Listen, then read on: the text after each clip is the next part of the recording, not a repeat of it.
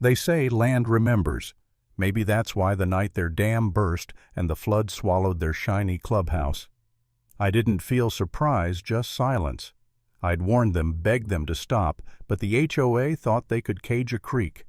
Turns out water doesn't care about meetings or bylaws. I've lived on this land nearly 3 decades. My father handed it down with the kind of pride you don't find in suburbs. Calloused hands, weathered maps, stories about how the creek fed our orchard long before there was a place called Silver Pines. For years, that stream was the sound of home steady, patient forgiving. Then one spring, I found a bright orange stake hammered into the dirt beside it. Neon string stretched from stake to stake across my pasture like a wound scrawled in Sharpie HOA Dev. At first, I figured it was a mistake. Utility markings, maybe. But the farther I followed that string, the tighter my chest got. The stakes formed a rectangle through my property. No letter, no call, just intrusion. 3 days later she showed up. Karen Whitlow. Blonde bob sunglasses, clipboard, that permanent half-smile people wear when they think they're the smartest one in the room. She didn't even say hello, just, "You should have known this was coming." I asked what she meant. Phase 3, she said. The board approved it last quarter. We're adding a community lake. Your creek fits perfectly. I laughed. That's not how this works, Karen. You don't get to approve my land. She tilted her head smug. You'd be surprised what a motivated community can accomplish. 2 days later, bulldozers rolled in like they owned the place. Workers in neon vests cleared brush along the creek engines, growling. I came out with my shotgun unloaded but loud enough to make them hesitate.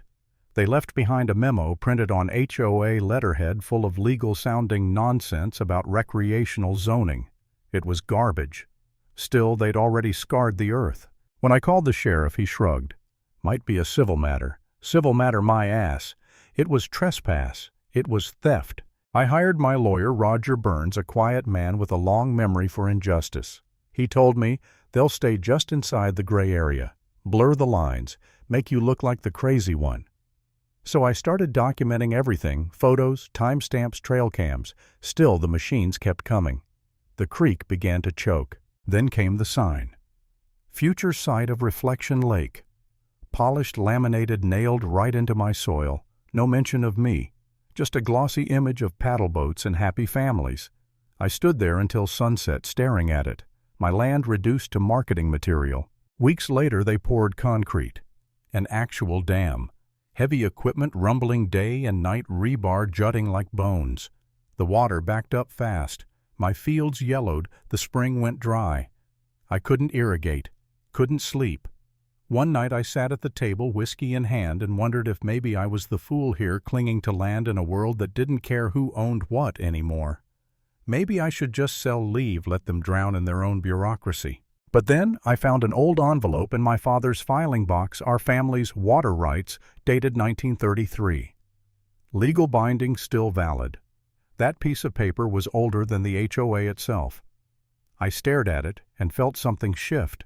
They hadn't just messed with my property, they'd messed with my bloodline. I filed a complaint with the State Water Authority, sent copies to the county, to zoning, to anyone who'd listen. Most didn't. Until one morning a woman pulled up in a state vehicle, Denise Yarrow, environmental inspector. She walked the dam in silence, boots sinking into wet clay. Then she said, "This shouldn't be here.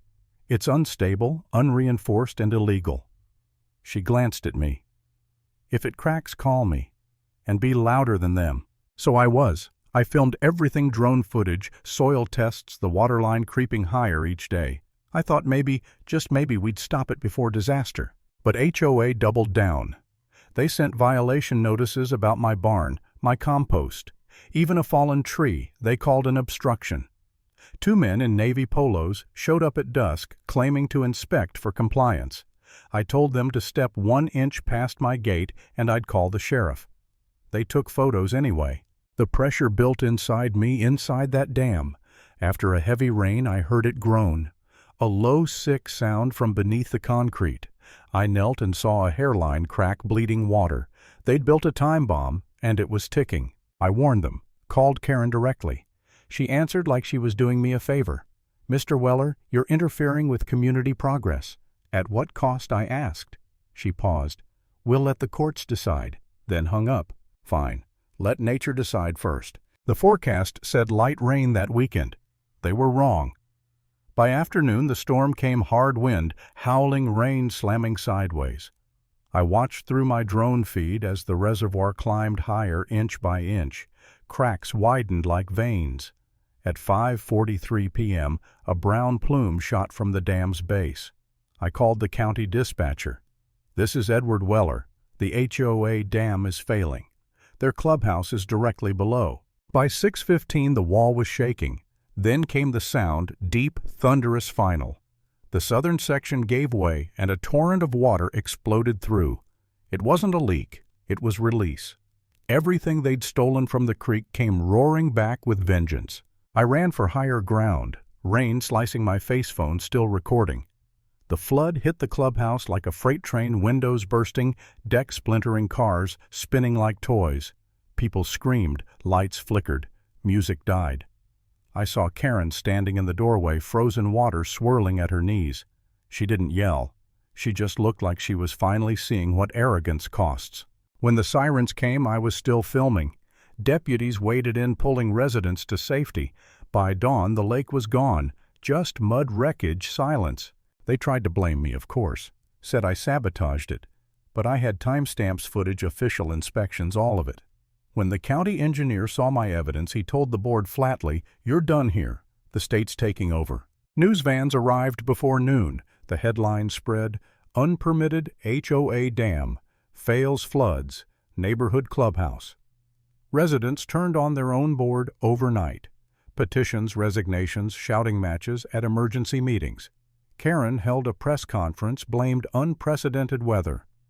But Denise's report came out the next day. No permits, no surveys, foundation on unstable clay. They'd built their monument to greed on mud. Roger and I filed suit, trespass, destruction of property, violation of water rights, emotional distress. In court, Karen countersued for defamation.